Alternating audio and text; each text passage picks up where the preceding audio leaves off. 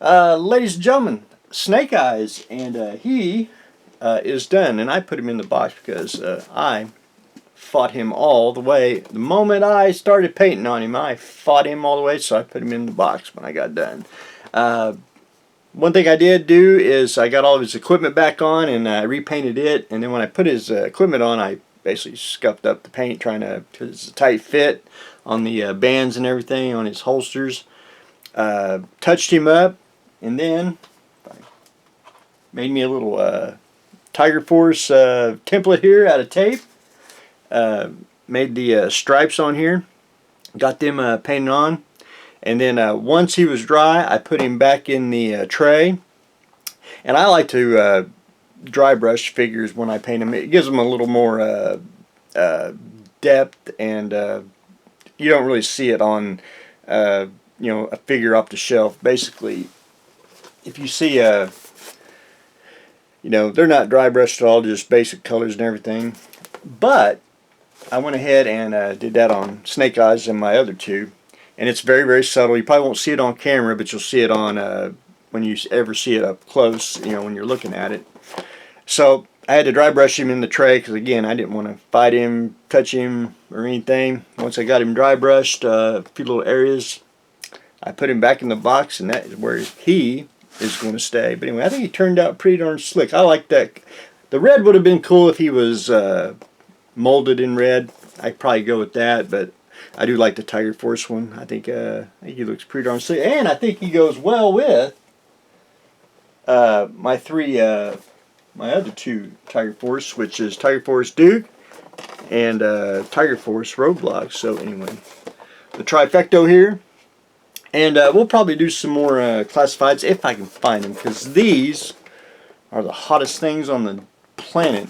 I was going to repaint Scarlet, but I'm going to leave her the way it is. I'm going to try to find me a couple more. If I do a repaint, it'll be the UK version, the one with Action Force is one, or a Brazil one, which she was, I think her name's Glinda or Sylvia or something like that. She's in blue and silver. I may do something like that, but I want Scarlet the way she is. And anyway, we'll try to find some more, because I need a few more of these. I understand why they're addictive, and I understand why they're the hottest things on the planet. But anyway, Snake Eyes is done. Continuing on with the figures. Sergeant Slaughter, I ain't a sculptor, but I think his hat turned out pretty darn slick. It's a little big on the side, should be more closer to the head, but we're going to go with it. I think it looks good the way it is. So we're going to repaint him. You can see where I started painting the flesh. On action figures, I don't know why. Where is it? But dark flesh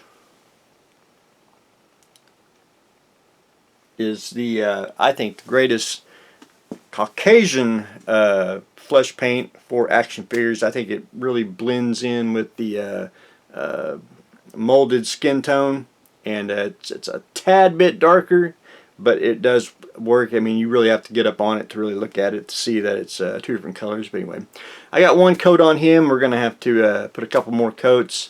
I got to do the same thing on his hat. I just got basic olive drab on there, and we're going to paint him Slaughter's Marauders, which he has a blue shirt and basically a three-tone camo pants, which is green, blue, and brown, I think.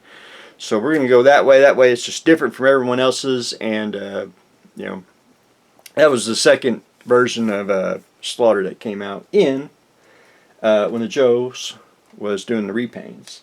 So that's where I am on Sergeant Slaughter.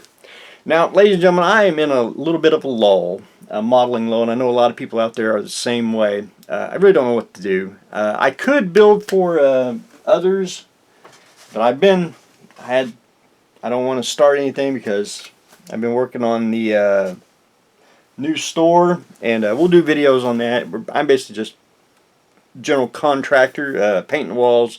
We got to get the shelves up, and because we got about 2 more weeks, and it's just every time I go in and get ready to do a camera thing, I got to do something else. But anyway, we'll do we'll do a video on that. So I've been working on the mobile doll, and now I basically got her assembled. I do like the female Gundams because they always have high heels. So I either want to do like Joan of Arc, but I want to find like what type of helmet she wore, see if I can make something like that, make a female knight. I was leaning toward that, not necessarily Joan of Arc. Or I was thinking Transformers, glue some wings on here, make like a female Starscream, if you will, Thundercracker, Skywarp, whatever a female version of a plane would be, or or just something totally off the wall, SF3D, MAK, make a suit like that. I don't know what we're going to do, but anyway, I basically assembled her and cleaning up the seams and all that. Basically, just getting a basic form so we can go from there. But anyway, that's where I am on my modeling lull, is the putting together the mobile doll. But anyway, that's what I've got going on today.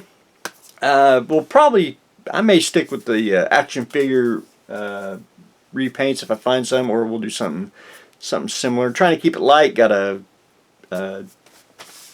fix the store up and try to get that up and running, and maybe we'll hopefully find a model kit to build too. But anyway, that's what I got going on today.